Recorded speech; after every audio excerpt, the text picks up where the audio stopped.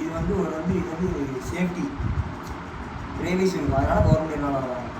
இது வந்து எப்படி இன்னொன்னா செபி தான் அது உருவாக்குறாங்க.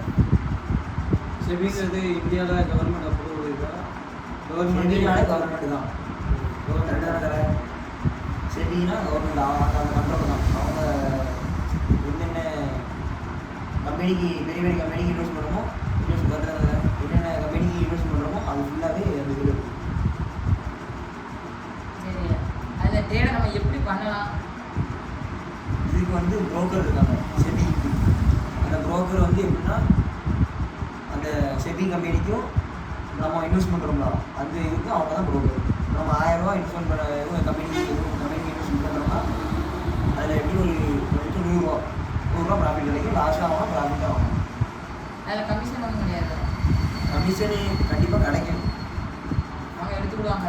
அது போக தான் நம்மளுக்கு எப்படி கவர்மெண்ட்னாலே கொஞ்சம் எடுப்பாங்க. அவங்க நிறுவனம் நடத்தாங்க, அந்த நிறுவனம் நடத்துறதுக்கு கண்டிப்பாக ப்ராஃபிட் இருந்தால் தான் அவங்க நடத்துவாங்க. நம்மளோட காசு உள்ளே போட்டால் லாபம் கிடைக்குமா இல்லை லாஸ் ஆகுமா இருக்குது? மேக்ஸிமம் அது வந்து ப்ராஃபிட் ஆகணும், லாஸ் ஆகணும், அதை சொல்ல முடியாது. கம்பெனியை பொறுத்து ஒவ்வொரு கம்பெனி நம்ம இன்வெஸ்ட் பண்ணுறது பண்ணுற கம்பெனியை பொறுத்து